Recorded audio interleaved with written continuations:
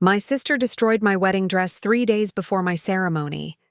But what she didn't know was that her billionaire ex-fiancé had been secretly helping me plan my revenge for months. When I walked down that aisle, everyone gasped. Not because of the dress I was wearing, but because of who was waiting for me at the altar.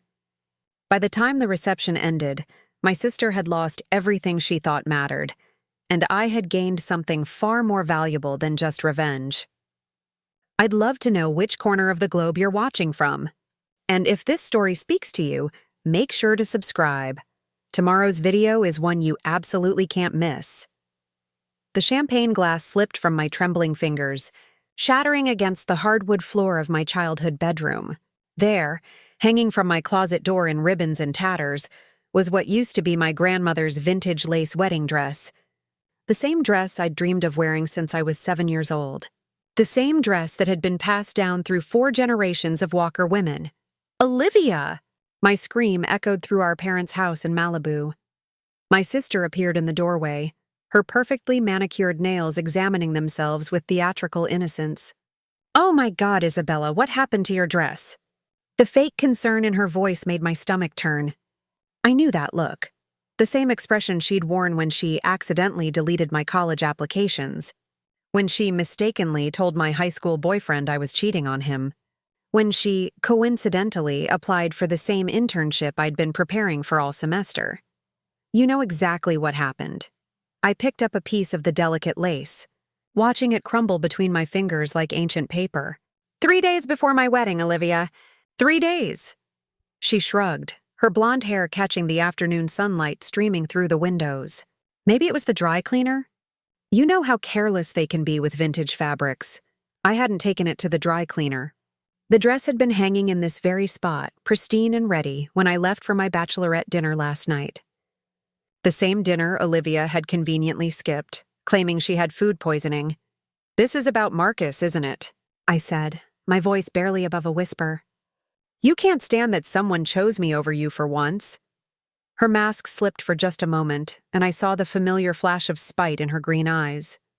"Don't be ridiculous. I wouldn't waste my time sabotaging your little suburban fairy tale. Marcus Henderson is hardly a catch worth fighting over. But that was the problem, wasn't it? For 28 years, Olivia had been the golden child. The homecoming queen, the sorority president, the one who dated professional athletes and tech millionaires. She'd never had to compete for anything in her life. Until Marcus chose me instead of her at that charity gala 2 years ago. My phone buzzed against the dresser. A text from my maid of honor, Jessica. "How's the dress looking?" "Can't wait to see you tomorrow for the final fitting." Tomorrow. The final fitting that would never happen. The alterations appointment that was now pointless. In 72 hours, I was supposed to walk down the aisle of the historic Riverside Chapel, surrounded by 300 guests, wearing the dress that was now lying in pieces at my feet. "You need to fix this," I said, my voice steadier than I felt. Olivia laughed, the sound sharp and musical. "Fix what? I told you, I had nothing to do with fix this." I picked up my phone and started scrolling through bridal shops. "We're going to find another dress and you're going to pay for it. Rush alterations, overnight shipping, whatever it takes." "I'm not paying for anything." She examined her reflection in my vanity mirror, applying lip gloss with infuriating calm. "Besides, good luck finding anything decent with 3 days' notice. Maybe you should postpone. Give yourself time to really think about whether Marcus is the right choice." The suggestion hung in the air like poison. Postpone my wedding because of her sabotage? Let her win again? That's when my phone rang. The caller ID made my heart skip. Alexander Blackwood. I hadn't spoken to Alexander in 6 months, not since he and Olivia had ended their engagement in spectacular fashion. Their breakup had been front-page news in the society columns. The tech billionaire and the socialite model. Their picture-perfect relationship crumbling after photos surfaced of Olivia with a professional soccer player in Ibiza. Isabella? His voice was exactly as I remembered. Deep, confident, with that slight Boston accent that came out when he was tired. "Alexander. Hi." I glanced at Olivia, who had gone completely still. "This is unexpected. I hope you don't mind me calling. I got your number from your cousin Rebecca. I heard about what happened to your dress. My blood ran cold. You heard what? Word travels fast in certain circles. Someone at the country club was talking about the Walker family drama. I wanted to make sure you were okay. I looked at the destroyed dress, then at my sister's pale face. She'd been bragging about it. Of course she had. Probably laughing about it over martinis at the club, reveling in the chaos she'd created. I'm managing, I said carefully. Listen, I know this might sound strange, but I have a proposition. Could we meet for coffee? There's something I'd like to discuss with you. Something that might solve your dress problem and a few other things as well. Olivia was mouthing frantic no's and shaking her head. But for the first time all day, I felt a spark of hope. When and where? The Sunset Tower Hotel, rooftop terrace. 1 hour. I hung up and grabbed my keys. Olivia caught my arm as I headed for the door. Isabella, don't. Whatever he's planning, it's not worth it. Alexander is dangerous when he's angry. And trust me, he's still angry. I pulled free from her grasp. Maybe he has a right to be. The drive to West Hollywood gave me time to think. Alexander Blackwood wasn't just wealthy. He was generationally wealthy. Old money combined with new tech fortune, the kind of man who owned art collections and private islands. I'd met him several times during his relationship with Olivia, usually at family gatherings or charity events. He'd always been polite but distant, treating me like what I was, his fiancée's unremarkable little sister. But there had been moments. Brief conversations about books we'd both read, shared glances when Olivia was being particularly awful to service staff, a certain warmth in his smile that seemed reserved just for me. I'd dismissed it as wishful thinking, the kind of foolish crush that happens when you're constantly overshadowed by someone more beautiful. The Sunset Tower Hotel was exactly the kind of place Alexander would choose. Elegant, discreet, with a view that stretched from downtown to the ocean. I found him at a corner table, his dark hair slightly longer than I remembered, wearing a simple white button-down that probably cost more than my monthly rent. He stood when he saw me, and I was reminded of just how tall he was, how his presence seemed to fill a room without effort. "Thank you for coming," he said, pulling out my chair. "You look beautiful, as always."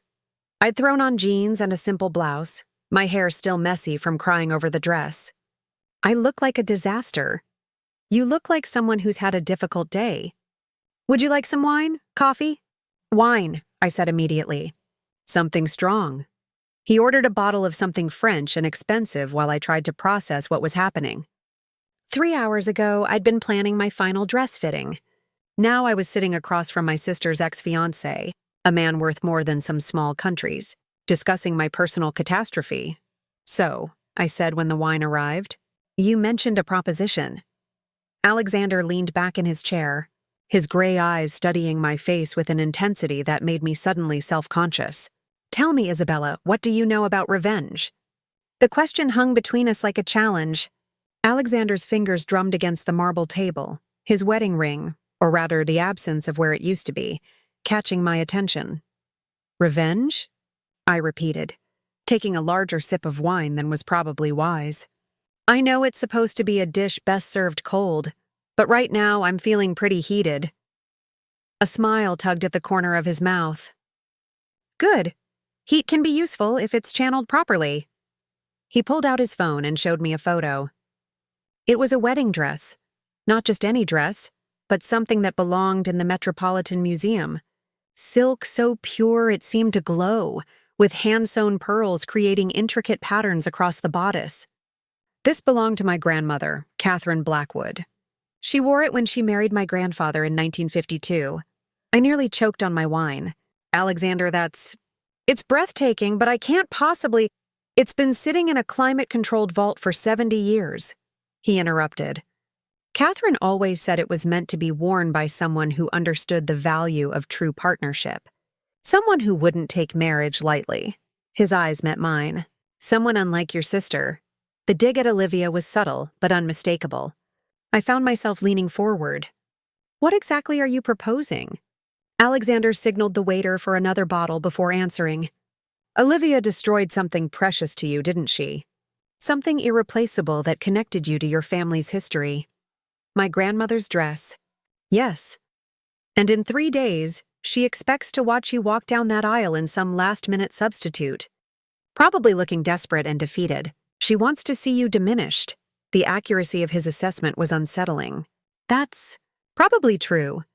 What if, instead, you walked down that aisle looking like absolute royalty? What if every single person in that chapel was so stunned by your beauty that they forgot to breathe? He paused, letting the image sink in. What if Olivia had to watch her little sister outshine her in a way that she could never, ever replicate? My pulse quickened. The dress would do that? A lot of love and effort went into bringing this story to life. If you're enjoying it, we'd be so grateful if you'd subscribe to our channel. Now, back to where we left off. The dress would be just the beginning. Alexander's voice dropped lower, more intimate. Isabella, I've watched your sister operate for 2 years. She's a master manipulator, but she has one fatal flaw. She can't resist competing when she thinks she's going to win. And she's never faced real competition before. I don't understand. Marcus Henderson works in marketing for a mid-sized firm, correct? Makes about $80,000 a year, drives a leased BMW, lives in that new development in Valencia. I bristled at his casual dismissal of my fiancé. Marcus is a good man. He's kind, reliable. I'm not criticizing him, Alexander said quickly. I'm simply establishing facts. Olivia sees your marriage to Marcus as proof that you've settled for mediocrity. In her mind, she's still winning because she's the one who dated billionaires and professional athletes. You being one of those billionaires? Former billionaire. In her case, his jaw tightened. But here's what she doesn't know, what no one knows. 6 months ago, I started the acquisition process for Henderson Marketing Group. The wine glass slipped in my hand. What? It's been entirely through shell companies and intermediaries. Marcus has no idea. His boss has no idea, but by next Friday I'll own 51% of his company. Alexander's smile was sharp as a blade. I could make your fiancé a very wealthy man, or I could make his professional life very complicated. I struggled to find words. That's insane. Why would you buy Marcus's company? Because 3 months ago, I realized something important about myself. He reached across the table and covered my hand with his. The contact sent an unexpected jolt through my system. I realized I'd been engaged to the wrong Walker sister. The rooftop seemed to tilt around me. Alexander, don't. I'm not asking you to leave Marcus, he said, though his thumb was tracing circles on my wrist in a way that made coherent thought difficult. I'm asking you to let me give you the wedding you deserve. Let me show your sister what real power looks like. How? Wear my grandmother's dress. Let me arrange for the most exclusive hair and makeup team in Los Angeles. I'll have a stylist select jewelry that costs more than most people's houses. When you walk down that aisle, you'll look like a princess marrying her prince. But Marcus isn't a prince. He will be, if you want him to be. Alexander's eyes never left mine. I'm offering to make your fiancé the vice president of West Coast operations. Salary, benefits, stock options. Enough to set you both up for life. All you have to do is let me help you show your sister that she picked the wrong target. My mind was racing. The offer was overwhelming, too generous, too perfect. What do you get out of this? The satisfaction of watching Olivia realize that she destroyed something beautiful for nothing. That her little sister, the one she spent years undermining, just became untouchable. I pulled my hand back, needing space to think. This is crazy. People don't just buy companies to help someone get revenge on their sister. People with unlimited resources and a very personal grudge do. Alexander's voice hardened. Isabella, do you know what your sister did to end our engagement? It wasn't just cheating. I shook my head. She stole from me. $2 million from a charity account I'd set up for underprivileged children. She thought I'd never notice, or that I'd cover it up to avoid scandal. His hands clenched into fists. I traced every penny. Designer bags, jewelry, a down payment on a penthouse she was planning to surprise me with. Money meant to feed hungry kids went to feed her ego. The revelation hit me like a physical blow. I'd known Olivia was selfish, manipulative, even cruel, but stealing from children's charities was a new low. Did you press charges? I should have. Instead, I quietly replenished the account and ended our engagement. I thought being publicly humiliated would be punishment enough. His laugh was bitter. But watching her at parties, seeing her play the victim, claiming I was controlling and paranoid, it became clear that humiliation doesn't work on someone who has no shame. So you want to use my wedding as some kind of elaborate payback scheme.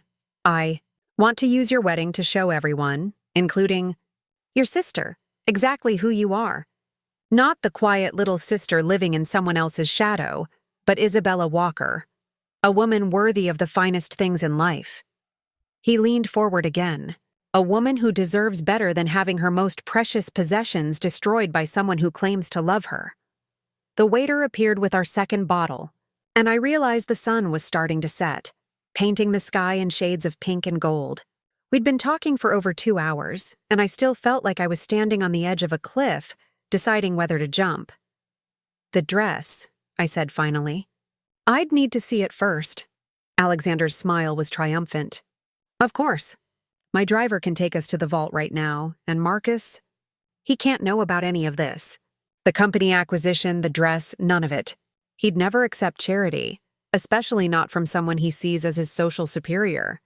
Naturally. As far as Marcus knows, his promotion is based purely on merit, which, from what I've observed, it very well could be. I drained my wine glass, feeling the alcohol warm my blood and blur the edges of my better judgment. If I agree to this, and I'm not saying I am, what happens after the wedding? Do you just disappear back into your billionaire cave? That, Alexander said, his voice soft and dangerous, depends entirely on what you want to happen.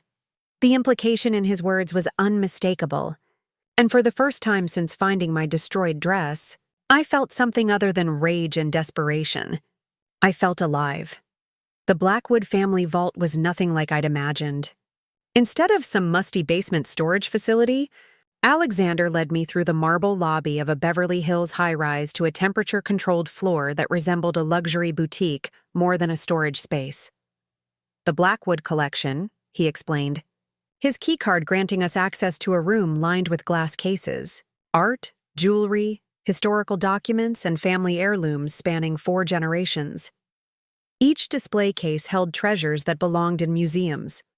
A Monet that I recognized from art history textbooks, jewelry worn by European royalty, letters signed by presidents.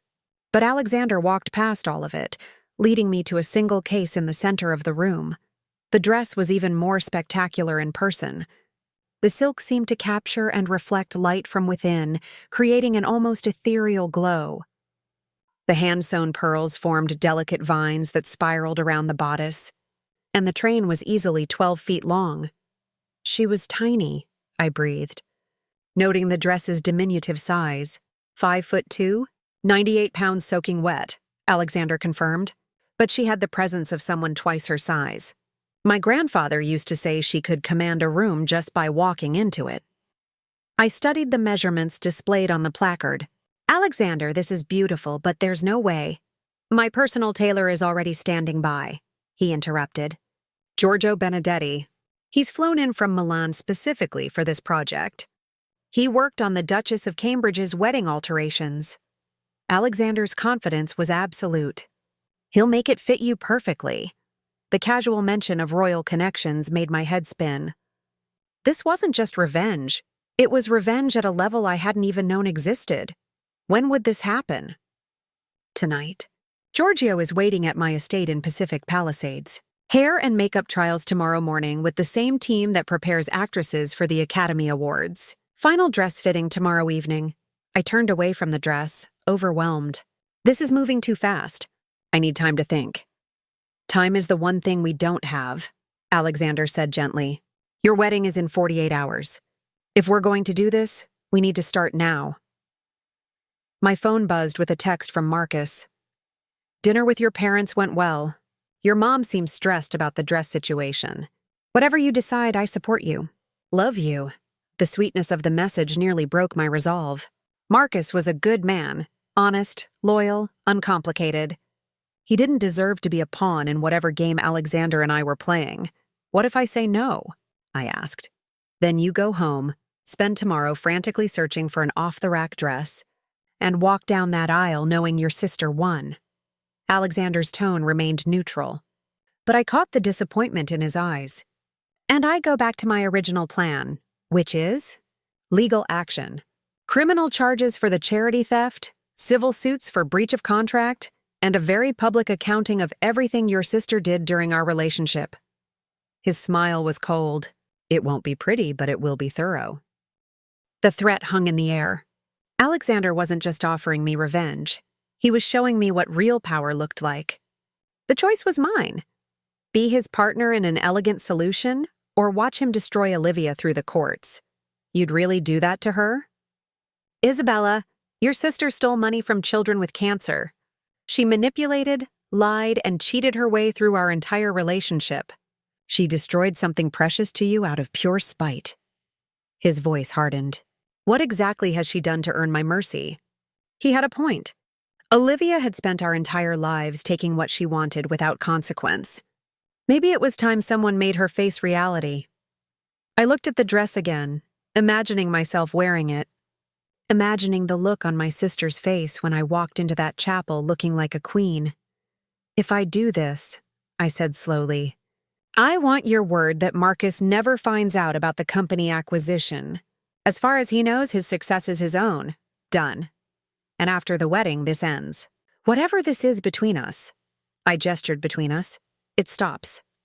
I'm going to be a married woman. Alexander's expression was unreadable. If that's what you want, that's what I want. The lie tasted bitter on my tongue. Then we have an agreement. He extended his hand, and when I shook it, his fingers lingered on mine just a moment too long. Shall we go meet Giorgio? The drive to Pacific Palisades took us through winding canyon roads to a gated estate that looked like something from a European fairy tale. The main house was a sprawling Mediterranean villa surrounded by gardens that probably required a full-time staff of 20. You live here alone? I asked as we pulled into the circular driveway. Mostly. I have a housekeeper, a gardener, and security, but I value my privacy. Alexander helped me out of the car, his hand warm on my elbow. After dealing with your sister's need for constant attention, solitude became very appealing. Giorgio Benedetti turned out to be a tiny Italian man with silver hair and fingers that moved like a surgeon's. He examined me with professional intensity, taking measurements while firing rapid questions at Alexander in a mixture of English and Italian. Bellissima, he finally pronounced. The dress, she will be perfect. But we must work through the night. Whatever it takes, Alexander said. For the next 4 hours, I stood in Alexander's library while Giorgio pinned and tucked and adjusted. The dress was too small in the bust, too large in the waist, too long in the torso, but somehow, under Giorgio's expert hands, it began to transform. You have beautiful shoulders, Giorgio murmured as he adjusted the neckline. Very elegant neck. The dress, she knows this. She wants to show you off properly. Alexander had disappeared somewhere in the house, leaving me alone with the tailor and my racing thoughts. The library was lined with first-edition books and paintings worth more than my annual salary. A fire crackled in the massive stone fireplace, and classical music played softly from hidden speakers. This was the life Olivia had thrown away. This luxury, this refinement, this man who clearly adored beautiful things and had the means to acquire them. She'd traded all of it for a fling with a soccer player whose name I couldn't even remember. Signora, Giorgio said, stepping back to examine his work. You look like a principessa. I turned to see myself in the full-length mirror he'd brought and gasped. The dress had been transformed from a museum piece into something alive and radiant. The silk clung to my curves in all the right places, the pearl embellishments catching the firelight like stars. The train flowed behind me like liquid moonlight. It's incredible, I whispered. See, is very good, but we are not finished. Giorgio began packing his supplies. Tomorrow we will do the final touches. The hem, the bustle for the reception, the veil. Veil? Alexander's voice came from the doorway. My grandmother's veil. It matches the dress.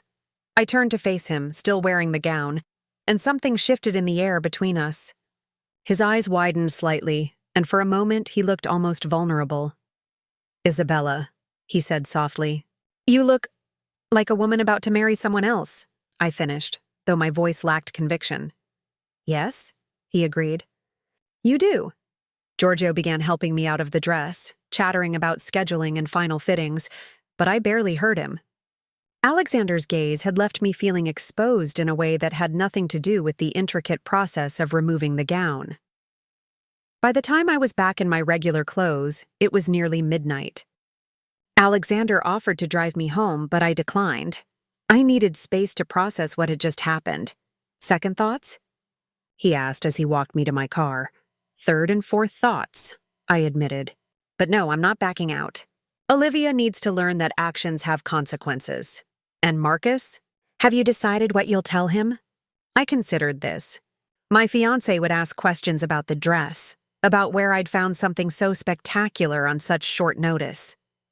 "I'll think of something, Isabella." Alexander caught my hand as I reached for the car door. "What we're doing, it's not just about revenge. You deserve to feel beautiful on your wedding day. You deserve to have every person in that chapel see how remarkable you are." His words hit deeper than they should have. For 28 years, I'd been the practical sister, the reliable one, the one who didn't make waves. I'd accepted being overlooked, outshone, forgotten. "Thank you," I said simply. "Don't thank me yet. Wait until you see how this ends." As I drove home through the empty canyon roads, I couldn't shake the feeling that I'd just crossed a line I could never uncross. In 48 hours, I'd walk down the aisle wearing a dress worth more than most people's houses, courtesy of a man who looked at me like I was something precious. The question was, would I still be marrying the right man? The next morning brought chaos I hadn't anticipated. My phone started ringing at 6 a.m. with calls from vendors, family members, and Marcus's groomsmen, all wanting to help with the dress emergency that had somehow become public knowledge. "Honey, I've been calling every bridal shop from Santa Monica to San Diego." My mother's voice crackled through the speaker as I tried to drink coffee with shaking hands. "Nordstrom has a few options that could work with alterations, and there's this place in downtown that specializes in rush orders." "Mom, it's handled," I interrupted. "I found something." "You did? Where? What does it look like? Do you need me to come see it?" "It's a surprise." The understatement of the century. "Trust me, everything will be perfect." After hanging up, I realized I had 17 missed calls and 43 text messages. Word had spread through our social circle like wildfire, and everyone wanted to help or offer opinions. Everyone except Olivia, who hadn't contacted me at all.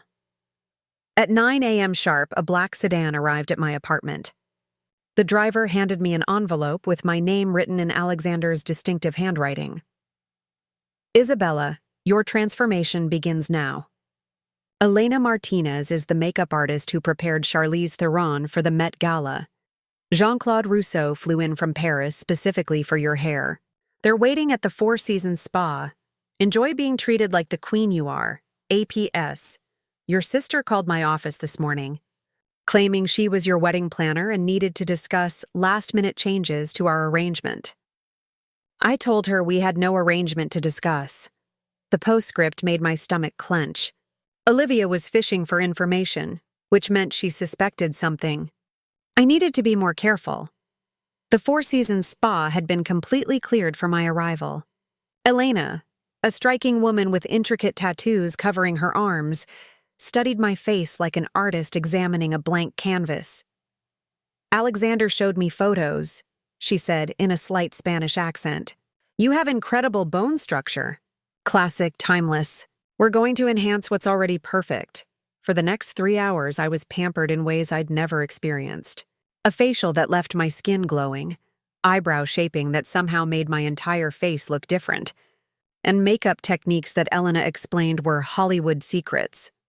Jean-Claude, meanwhile, transformed my shoulder-length brown hair into an elaborate updo that looked like something from a Renaissance painting. Delicate braids wove through soft curls, with strategic pieces left loose to frame my face. "Magnifique," he declared. stepping back to admire his work. "You look like a French nobility." When they showed me the final result, I barely recognized myself. The woman in the mirror was sophisticated, mysterious, breathtaking. This wasn't just a makeover, it was a complete transformation. My phone buzzed with a text from Marcus. "Meeting running late, but excited for our dinner tonight." "Can't wait to see you, beautiful." Guilt twisted in my stomach. Tonight was supposed to be our rehearsal dinner, an intimate gathering with immediate family and the wedding party. Marcus had no idea that his bride-to-be had spent the day being transformed by his future boss's money and connections. The sedan dropped me back at my apartment around 2 p.m., where I found Olivia's car in the parking lot. She was leaning against her white Mercedes, arms crossed, looking like a model even in casual clothes. "Rough morning?" she asked, noting my professional hair and makeup. "Just taking care of some last-minute details." I kept my voice neutral. "Right. Last-minute details." She fell into step beside me as I headed toward my building. "A funny thing happened today. I called around to some bridal shops, thinking I'd help you find a replacement dress. Imagine my surprise when they all said you'd already been taken care of. My key is stuck in the lock. Someone must have been mistaken. Must have been. Because when I asked who had helped you, they all claimed they had no record of any purchases under your name." Olivia's voice carried that familiar edge of suspicion. "Almost like someone else was handling your arrangements. I finally got the door open. Maybe they value customer privacy. Or maybe my dear little sister has found herself a fairy godmother." She followed me into my apartment uninvited. "Tell me, Isabella, who exactly is financing your magical transformation?" "I don't know what you're talking about." Olivia picked up a bottle of expensive moisturizer from my bathroom counter, part of the spa treatment package Elena had sent home with me. "This retails for $400. The same brand I used to get from Alexander's dermatologist." My blood ran cold. "It was a sample." "A sample." She laughed, the sound sharp and knowing. "You know what I think? I think Alexander is playing some kind of game, and you're too naive to see it. Even if that were true, which it isn't, why would you care? You threw him away, remember? I threw away a controlling, paranoid man who thought he owned me." But there was something in her voice, a note of uncertainty that hadn't been there before. "But that doesn't mean I want to see him manipulate my sister?" How touching. "Your concern for my welfare is really heartwarming, especially coming from someone who destroyed my wedding dress." Olivia's mask slipped entirely. "You think I don't know what this is about? You think I don't see what you're trying to do? Enlighten me." "You've always been jealous of me." "I always resented that I was prettier, more successful, more interesting. Now you think you can use my ex-fiancé to somehow get back at me." She moved closer, her green eyes blazing. "But here's what you don't understand about Alexander Blackwood. He doesn't do anything without a reason. If he's helping you, it's because he wants something in return. And what would that be? Me." The word hung between us like a bomb. "He wants me back, and he thinks making you into some kind of princess will make me jealous. It's pathetic, really." I stared at my sister, this beautiful, cruel woman who had made my life difficult for 28 years, and felt something shift inside me. The old Isabella would have believed her, would have second-guessed herself, and would have walked away from Alexander's offer. But the woman looking back at me from the bathroom mirror, the one with perfect makeup and elegant hair, wasn't the old Isabella. "You know what I think?" I said, my voice steady and calm. "I think you're scared." "Scared? Of what?" "That for once in your life, you might not be the most important person in the room. That tomorrow, when I walk down that aisle, everyone will be looking at me instead of you." I smiled, feeling powerful in a way I'd never experienced. "And you can't stand it!" Olivia's face went white with rage. "You have no idea what you're getting yourself into." "Maybe not. But I'm finally getting myself into something that's mine, not something you decided I could have." She left without another word, slamming the door hard enough to rattle the windows. I immediately called Alexander. "She knows," I said when he answered. I figured she might. "Olivia was never stupid, just careless." His voice was calm, unworried. "What did you tell her?" "Nothing." But she's suspicious about the dress, the makeup, everything? Good. Good? Alexander, what if she tries to sabotage the wedding? What if she tells Marcus about our meeting? Then we deal with it. Isabella, tomorrow is your day. Nothing your sister does can change that. He paused. Speaking of which, how do you feel about the transformation so far? I caught sight of myself in the hallway mirror. Even hours later, I still looked like someone from a magazine. Like I'm becoming someone I don't recognize. You're becoming who you always were underneath. The rest of us are just finally getting to see it. That evening's rehearsal dinner was held at Marcus's favorite restaurant, a cozy, Italian place in Santa Monica that specialized in homemade pasta and family-style service. It was exactly the kind of unpretentious, warm environment that Marcus loved, and exactly the opposite of the world I'd been inhabiting for the past 24 hours. You look incredible, Marcus whispered as we took our seats. Different somehow. Did you do something new with your hair? Just wanted to look special for you, I said, the lie coming easier than it should have. The dinner went smoothly until dessert, when Marcus's best man, Trevor, stood to make a toast. To Marcus and Isabella, he began, raising his wine glass. Two people who prove that nice guys don't finish last and that good things happen to those who wait. Everyone laughed and cheered, but I noticed Olivia watching me from across the table with calculating eyes. She'd been unusually quiet all evening, speaking only when directly addressed. After dinner, as we were saying our goodbyes, she cornered me near the restaurant's entrance. Last chance, she said quietly. Whatever game you and Alexander are playing, you can still stop it. Walk away now before you do something you can't take back. Why do you care so much? Because despite everything, you're still my sister. And because I know Alexander better than you do. Her voice dropped to a whisper. He's not the man you think he is, Isabella. He's dangerous when he doesn't get what he wants. For a moment, looking into her eyes, I almost believed her. Almost let doubt creep back in. Then I remembered the destroyed dress hanging in tatters in my closet. I remembered 28 years of being second best, overlooked, dismissed. Maybe it's time someone was dangerous back, I said. 24 hours later, I would understand exactly what I meant. The wedding morning arrived with California sunshine streaming through my apartment windows and a level of activity that bordered on military precision. Alexander's team descended on my building at 7 a.m., like a perfectly coordinated invasion force. Elena arrived first with a makeup kit that looked like it belonged in a professional studio. Jean-Claude followed with enough hair products to stock a salon. Behind them came Giorgio, carrying the dress in a specialized garment bag that probably cost more than my monthly rent.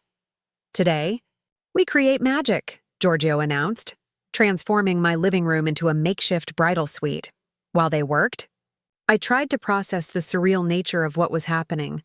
In 6 hours, I would walk down the aisle at Riverside Chapel wearing a dress worth more than some people's houses, styled by professionals who normally worked with A-list celebrities, all courtesy of a man who wasn't my groom. My phone buzzed constantly with messages from friends and family, but I'd turned off notifications from everyone except Marcus. His morning text was characteristically sweet. Can't wait to see you, Mrs. Henderson-to-be. Today's going to be perfect. The guilt that had been gnawing at me intensified. Marcus deserved better than a bride with secrets. Better than a wife who was using their wedding as a stage for elaborate revenge. But every time I considered backing out, I remembered Olivia's smug satisfaction as she denied destroying my dress. Mademoiselle, you are trembling, Jean-Claude observed as he began the intricate process of recreating yesterday's hairstyle. Wedding nerves, no? Something like that. Elena paused in her foundation application. Honey, I've worked with enough brides to know the difference between excited nerves and panic. You want to talk about it? For a moment, I considered telling her everything. About Alexander, about the revenge plot, about the growing certainty that I was making a terrible mistake. Instead, I shook my head. Just want everything to be perfect. It will be, Giorgio said confidently. Trust the process. By 10 a.m., the transformation was complete. The woman staring back at me from the mirror looked like she'd stepped out of a European palace. The dress fit like it had been sewn onto my body, the pearl embellishments catching the light with every breath. My hair was a masterpiece of braids and curls that framed my face like a Renaissance painting. Elena's makeup was flawless, dramatic enough to be striking, but soft enough to look natural. But it was the veil that took my breath away. Alexander's grandmother's veil was a cascade of silk tulle embroidered with tiny pearls that created constellation patterns when they caught the light. It fell from a diamond tiara that Giorgio assured me was just a family piece, nothing too fancy. Nothing too fancy. The tiara probably cost more than my college education. Bellissima, Giorgio whispered, stepping back to admire his work. You look like royalty. A knock at the door interrupted the moment. My maid of honor, Jessica, let herself in and stopped dead in her tracks. Isabella? Her voice was barely a whisper. Oh my God, you look like a princess. It's amazing what you can find when you really look, I said, the half-truth burning on my tongue. Jessica circled me slowly, taking in every detail. This dress is incredible. It looks like it belongs in a museum. Family heirloom, I said, which was technically true. From which side of the family? Your mom never mentioned it's complicated. I turned away from the mirror before Jessica could ask more questions. What's the situation at the chapel? Marcus is there getting ready with the guys. Your parents are handling vendor coordination and… Jessica hesitated. Olivia's been asking a lot of questions about your dress situation. She seems really interested in where you found such an elaborate replacement on short notice. My stomach clenched. What kind of questions? Like specifically where you went, how much it cost, whether you had help finding it? She keeps saying she wants to help coordinate details, but something feels off about it. Giorgio began packing his supplies while Elena cleaned her brushes. They worked with the efficiency of people who regularly dealt with high-profile clients and tight schedules. We must leave for the chapel soon, Giorgio announced. The bride needs time to settle before the ceremony. The drive to Riverside Chapel took us through the heart of old Pasadena, past Spanish-style mansions and tree-lined streets that belonged on movie sets. The chapel itself was a Gothic revival masterpiece with soaring spires and stained glass windows that dated back to the 1920s. But as our car pulled into the circular drive, I noticed something that made my blood run cold. Alexander's black Bentley was parked near the chapel entrance. Why is he here? I whispered to myself. Who's here? Jessica asked, following my gaze. Nothing. Just… nerves. Inside the chapel's bridal preparation room, chaos reigned. My mother was directing vendors with military precision while simultaneously trying to fix a wilted flower arrangement. My two other bridesmaids were attempting to steam wrinkles out of their dresses, and Olivia sat in the corner, scrolling through her phone with a satisfied smile that made my skin crawl. When I walked in, the room fell completely silent. Isabella, my mother breathed. You look… expensive, Olivia finished, her green eyes scanning every detail of my appearance. Very, very expensive. My mother shot her a sharp look. You look beautiful, sweetheart. Absolutely radiant.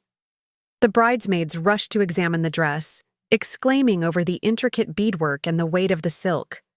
But I was watching Olivia, who had put down her phone and was studying me with the intensity of a detective examining evidence. That's quite a transformation from yesterday, she said casually. Amazing what money can buy, isn't it? Olivia, my mother warned. What? I'm just admiring my sister's resourcefulness. Finding such an elaborate dress with less than 48 hours' notice is really impressive. Jessica jumped to my defense. Isabella's always been good at solving problems under pressure. Oh, I'm sure she had help. Olivia's smile was razor sharp. The question is, what kind of help? Before anyone could respond, there was a knock on the door. A chapel coordinator peeked in. Miss Walker? There's a gentleman here who says he needs to speak with you privately. Something about final arrangements? My heart stopped. What gentleman? Mr. Blackwood, he says it's urgent. The room temperature seemed to drop 10 degrees. Every eye turned to me, but Olivia's gaze felt like a physical weight. I don't know anyone named Blackwood, I said, my voice steadier than I felt. Interesting, Olivia murmured, because I do. She stood up, smoothing her bridesmaid dress, a deep purple silk that complemented her coloring perfectly. I think I'll go see what Mr. Blackwood wants to discuss about my sister's wedding arrangements. No. The word came out sharper than I intended. I'll handle it, will you? Because from where I'm sitting, it looks like Mr. Blackwood has been handling quite a lot already. My mother looked between us, confusion clear on her face. Who is Mr. Blackwood? Isabella, what's going on? The chapel coordinator cleared her throat. He's waiting in the vestry. Should I tell him you'll be right there? I had no choice. Yes, give me 2 minutes. As I gathered the massive train of my dress to leave the room, Olivia called after me. Tell Alexander I said hello. And Isabella? I turned back to face her. When you're done with your private conversation, we need to have our own chat. It's time we cleared the air about exactly what's been going on.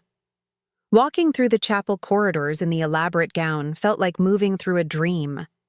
The dress whispered against the stone floors, and the weight of the tiara made me feel like I was wearing a crown. Other brides' dreams didn't usually involve clandestine meetings with mysterious billionaires on their wedding day. I found Alexander in the vestry, standing beside a stained glass window that cast colored light across his dark suit. He looked devastatingly handsome in formal wear, and when he turned to see me, his expression took my breath away. Isabella. His voice was soft, reverent. You're absolutely stunning. What are you doing here? You can't be here. I had to see you before... He stopped, seeming to struggle with his words. Before you marry someone else. The confession hung between us like a challenge. Outside, I could hear the sounds of guests arriving, the string quartet tuning their instruments, the normal bustle of a wedding about to begin. Alexander, we agreed. I know what we agreed. But seeing you like this, knowing that in an hour you'll be Mrs. Marcus Henderson... He stepped closer, and I caught the scent of his cologne, expensive and intoxicating. I need to know if you're sure this is what you want. Of course I'm sure. I love Marcus, do you? Or do you love the idea of a safe, predictable life with a man who will never challenge you, never push you to be more than you are? His words hit like physical blows. Marcus is a good man. Marcus is a good man, Alexander agreed. But he's not the right man for you. And I think you know that. Before I could respond, the vestry door burst open. Olivia stood in the doorway, her face a mask of fury and vindication. Well, well, she said, her voice dripping with satisfaction. Isn't this touching? The vestry fell into deathly silence. Olivia stood in the doorway like an avenging angel in purple silk, her eyes blazing with triumph and rage. Alexander didn't move, didn't even look surprised by her arrival. Hello, Olivia, he said calmly. You look well. Cut the pleasantries, Alexander. What exactly is going on here? She stepped into the room, closing the door behind her. And don't even think about lying to me. I've been putting pieces together all morning. I felt trapped between them, the elaborate dress suddenly feeling like a costume in a play I no longer wanted to be in. Olivia, this isn't what it looks like. Really? Because it looks like my ex-fiancé has been playing dress-up with my sister. Her voice was ice cold. That dress, Isabella, I recognize it. It's Catherine Blackwood's wedding gown. I saw it in Alexander's family vault. Alexander's expression didn't change. Observant as always. So you've been orchestrating this whole thing. The mysterious dress replacement, the professional hair and makeup, even... Her eyes widened as another piece clicked into place. Even Marcus's promotion yesterday. My stomach dropped. What promotion? Olivia's smile was vicious. Oh, you didn't know? Marcus got a call yesterday afternoon. Vice President of West Coast Operations for Henderson Marketing Group. Massive salary increase, stock options, corner office. He's been over the moon about it. She turned to Alexander. Quite a coincidence, don't you think? Sometimes timing works out favorably, Alexander replied. For who? Because from where I'm standing, it looks like you've been manipulating my sister's entire life to get back at me. Olivia moved closer to me, her voice softening with false concern. Isabella, honey, can't you see what he's doing? He's using you to make me jealous. That's not, I started, but Alexander interrupted. Actually, she's partially right. His admission hit me like a physical blow. This did start as revenge against your sister. The words echoed in the stone chamber. I felt the blood drain from my face as the full implication sank in. Alexander? I whispered. But, he continued, his gray eyes never leaving mine. Somewhere along the way, it stopped being about Olivia and started being about you. Olivia laughed, the sound sharp and bitter. Oh, please. Isabella, you can't be naive enough to believe that. Believe what? My voice was barely audible.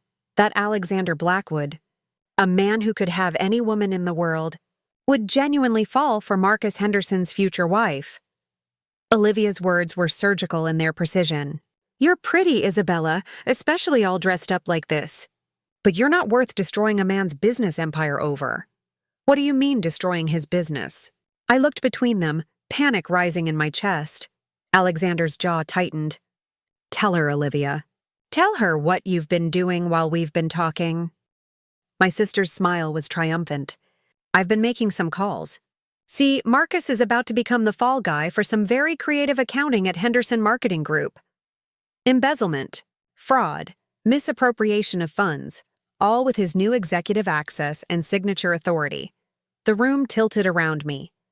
You're lying. Am I? Alexander, why don't you explain to my sister how you've been setting up her future husband to take the fall for financial crimes that will send him to prison for 10 to 15 years? That's not what's happening, Alexander said, but his voice lacked conviction. Isn't it? Because I have copies of the documents you've prepared. Falsified invoices, redirected payments, offshore accounts, all designed to make it look like Marcus has been stealing from his own company. Olivia pulled out her phone. One anonymous tip to the FBI and your precious Marcus will be in handcuffs before the honeymoon. I couldn't breathe. The elaborate corset of the dress felt like it was crushing my ribs. Alexander, tell me she's lying. He was quiet for too long. Oh, God, I whispered. It's true. Isabella, let me explain. Explain what? That you've been planning to destroy my husband's life from the beginning? That everything, the dress, the makeup, the promotion, was just part of some elaborate scheme to frame Marcus for crimes he didn't commit? The original plan was different, Alexander said quietly. Before I got to know you better. What was the original plan? Silence stretched between us like a chasm. Olivia answered for him. The original plan was to let you marry Marcus, then destroy him financially while making it look like he'd been embezzling to pay for his new lifestyle. You'd be left with nothing, worse than nothing. You'd be married to a convicted felon with massive legal debts. The cruelty of it was breathtaking. And you were just going to let that happen? Until I realized I was in love with you, Alexander said desperately. Isabella, I swear, I was going to call the whole thing off after the wedding. Marcus would have kept his promotion, clean record, everything. But you didn't call it off, did you? You let me walk down this path thinking I was getting revenge on Olivia, when really I was helping you destroy my own future. Because you deserved better than Marcus Henderson. Alexander's composure finally cracked. You deserved someone who could give you the world, someone who understood how extraordinary you are. Someone like you? Yes, someone like me. I looked at this man who had seemed like my salvation, who had made me feel beautiful and powerful and desired. The same man who had been prepared to destroy my life to hurt my sister. You're both monsters, I said softly. Olivia's expression shifted, surprise replacing satisfaction. Isabella, no! You destroyed my grandmother's dress out of spite, and I turned to Alexander. You were going to destroy my husband out of revenge. You're both selfish, cruel people who use other people as weapons in your personal war. That's not fair, Olivia protested. I was trying to protect you. By sabotaging my wedding? By making sure I had no choice but to accept Alexander's help? The realization hit me like lightning. You were working together. What? Both of them spoke at the same time. This whole thing. Olivia destroys my dress, knowing I'd be desperate. Alexander conveniently appears with a solution. You push me toward him, he pulls me in. You create the crisis, he provides the rescue. I laughed, the sound brittle and broken.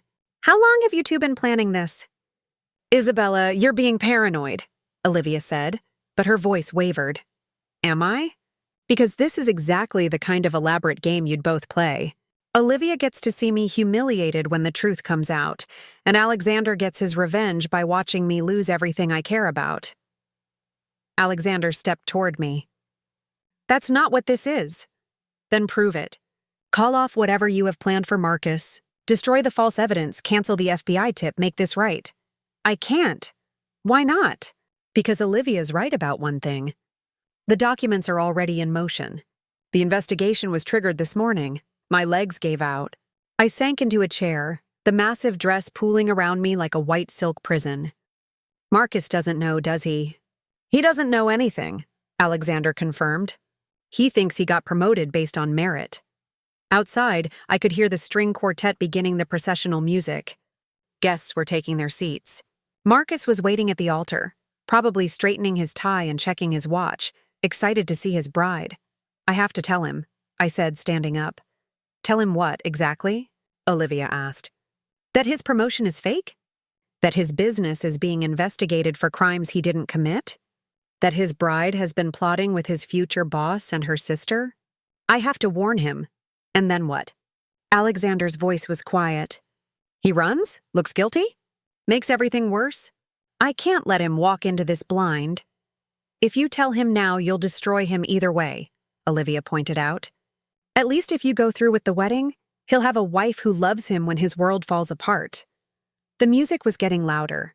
Someone knocked on the vestry door. Miss Walker, it's time. I looked at my reflection in the stained glass window.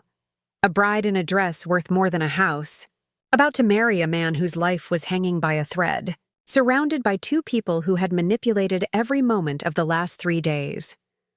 I have a choice to make, I said quietly. Yes, Alexander agreed. You do. The question is, Olivia added, what kind of person are you going to choose to be? I stood up, the dress rustling around me like whispered secrets. In the distance, I could hear the wedding march beginning. Marcus was waiting for me at the altar, and I was about to make a decision that would change all our lives forever. The wedding march echoed through the chapel corridors, each note a countdown to a decision that would define the rest of my life. I stood in the vestry, surrounded by the two people who had orchestrated my destruction, wearing a dress that had become a symbol of their manipulation. Miss Walker? The chapel coordinator appeared in the doorway again, her face tight with worry. Everyone's waiting. Your father is at the back of the chapel ready to walk you down the aisle. I looked at Alexander one last time. Is there any way to stop this? Any way to protect Marcus? His silence was answer enough. Then I know what I have to do. I gathered the massive train of the dress and walked toward the door. Isabella, wait, Olivia called after me. What are you going to do? I turned back to face her, this beautiful, destructive woman who had shaped so much of my life through her cruelty. I'm going to be better than both of you. The walk to the back of the chapel felt like a dream sequence. Guests turned to admire my dress, whispering about how stunning I looked, how romantic the whole scene was. My father waited with tears in his eyes, looking proud and emotional. You look like a princess, sweetheart, he whispered as he took my arm. Your grandmother would have been so proud. The irony of his words nearly broke me. My grandmother's dress lay in tatters at home while I wore the stolen glory of someone else's family history. Dad, I said quietly as we positioned ourselves at the chapel entrance, I need you to know that I love you. Whatever happens next, remember that I love our family. He looked confused but squeezed my arm reassuringly. Everything's going to be fine, Isabella. This is your day. The chapel doors opened, and 300 guests rose to their feet. The string quartet filled the air with Pachelbel's canon, and I could see Marcus at the altar in his perfectly pressed tuxedo, his face lighting up with joy when he saw me. But instead of walking down the aisle, I stopped. I'm sorry, I announced, my voice carrying clearly through the chapel's acoustics. I can't do this. A collective gasp rippled through the crowd. Marcus's face went from joy to confusion to alarm in the space of a heartbeat. "Isabella?" my father whispered. "What's wrong?" I looked directly at Marcus, this good man who deserved so much better than the web of lies I'd become entangled in. "Marcus, I need to tell you something important. Something that's going to be hard to hear." "Okay," he said slowly, stepping toward me. "Whatever it is, we can work through it together." "No, we can't. Because in about 30 minutes, FBI agents are going to arrive at your office with a warrant for your arrest." The chapel erupted. Guests started talking over each other, some standing up to get a better view of the drama unfolding. Marcus went pale. "What are you talking about?" "You're being framed for embezzlement. The promotion you got yesterday? It was designed to give you access to accounts that have been manipulated to make it look like you've been stealing money." I could see Alexander and Olivia at the edge of my vision, both frozen in shock that I was actually doing this. "That's impossible," Marcus said. "Isabella, you're not making sense." "I wish I wasn't, but it's true. And the reason I know is because I've been working with the people who set you up." I turned to face the congregation, my voice getting stronger with each word. "For the past 3 days, I've been plotting revenge against my sister with her ex-fiancé, Alexander Blackwood. This dress, this makeup, everything you see here was paid for by him as part of an elaborate scheme to destroy our lives." The crowd was dead silent now. In the front row, my mother had her hand over her mouth in horror. "Olivia destroyed my grandmother's wedding dress, and instead of handling it like an adult, I let myself be recruited into a game of revenge that was designed to hurt innocent people." I looked directly at Marcus. "You were never supposed to be the victim, but you became collateral damage in a war between people who care more about winning than about human decency." Marcus walked down the aisle toward me, his face a mixture of confusion and hurt. "Isabella, why are you telling me this now? In front of everyone?" "Because you deserve the truth. Because you deserve the chance to protect yourself. And because—" I took a shaky breath. "Because I realize that I don't deserve you." "That's not true." "It is true. A good person would have walked away the moment they realized what was happening. A good person would have warned you immediately. Instead, I got caught up in feeling powerful and beautiful and special. And I nearly let you pay the price for my vanity." I started removing the jewelry, the diamond tiara, the pearl earrings, the bracelet that probably cost more than my car. Each piece landed on the chapel floor with a small, expensive sound. "This isn't me," I said, gesturing to the elaborate dress. "This isn't who I want to be. I don't want to be someone who uses other people's pain as a weapon. I don't want to be someone who destroys beautiful things out of spite. I don't want to be someone who lets innocent people suffer for crimes they didn't commit." I turned to face the congregation again. "Alexander Blackwood and my sister Olivia have spent the last 3 days manipulating me into this moment. They've committed fraud, conspiracy, and probably a dozen other crimes in service of their personal vendetta against each other." From the back of the chapel, I heard the sound of doors opening. Federal agents in suits were entering the building, probably here to arrest Marcus on schedule. "But here's what they didn't count on," I continued, raising my voice so the agents could hear me clearly. "They didn't count on me choosing to be honest instead of vengeful." I pulled out my phone and opened the voice recording app I'd started when I first entered the vestry. "I have a confession to make to the FBI agents who just walked in. Not about embezzlement, but about conspiracy to commit fraud." The agent stopped. Clearly interested. "My name is Isabella Walker, and for the past 45 minutes, I've been recording conversations between Alexander Blackwood and my sister Olivia Walker about their scheme to frame my fiancé for financial crimes he didn't commit." Alexander appeared at the front of the chapel, his face a mask of fury and panic. "Isabella, don't do this. It's already done." I handed my phone to the nearest FBI agent. "Everything you need to know about the real crimes being committed here is on that recording." The next hour was chaos. FBI agents took statements while guests milled around in confusion. Alexander was arrested on charges of conspiracy and fraud. Olivia, interestingly, seemed to disappear in the confusion, though I suspected she'd resurface soon enough with lawyers and alibis. Marcus and I sat in the chapel's front pew, still in our wedding clothes, trying to process what had just happened.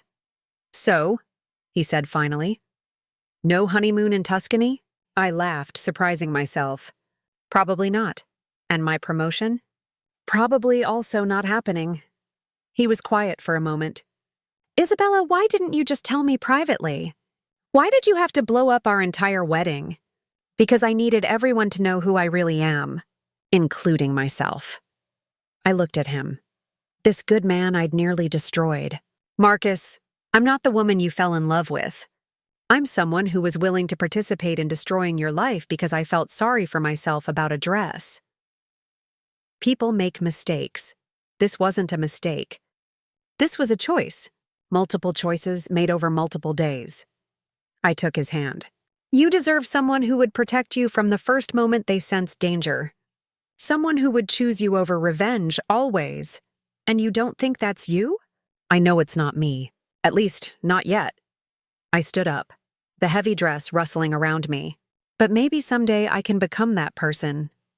Marcus stood too, straightening his tie in a gesture that was so familiar it made my heart ache.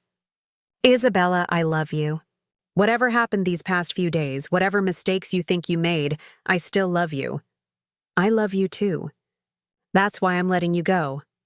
6 months later, I ran into Marcus at a coffee shop in Santa Monica. He looked good, relaxed, confident, successful.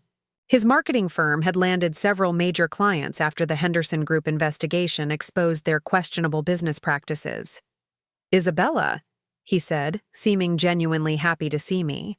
"How are you?" "Better," I said honestly. I'd spent the month since the wedding in therapy, trying to understand how I'd become someone capable of such manipulation. "How are you?"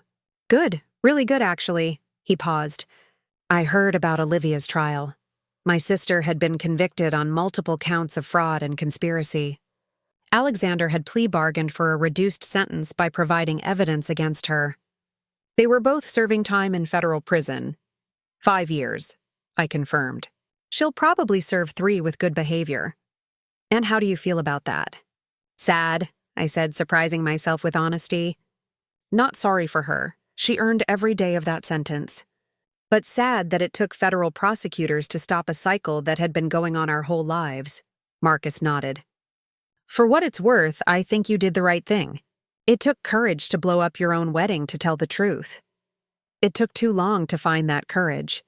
But you found it eventually. That matters." We talked for a few more minutes about safe topics: work, mutual friends, the weather. As he was leaving, Marcus turned back. "Isabella, I hope you find someone who deserves the person you've become." "Thanks, Marcus. I hope you find someone who deserves the person you've always been." I watched him walk away, this good man I'd nearly destroyed, and felt something I hadn't experienced in months. Peace. Not happiness, not satisfaction, but peace. I'd chosen truth over revenge, honesty over manipulation, courage over comfort. It had cost me my wedding, my relationship, and my family's respect. But for the first time in my life, I could look in the mirror and recognize the woman staring back at me, and she was someone I could finally live with. Looking for more? We've got 2 amazing stories ready for you right on screen. If this one touched you, these are absolutely worth your time. Click to watch them now. And hey, subscribe and hit that bell to never miss our latest uploads.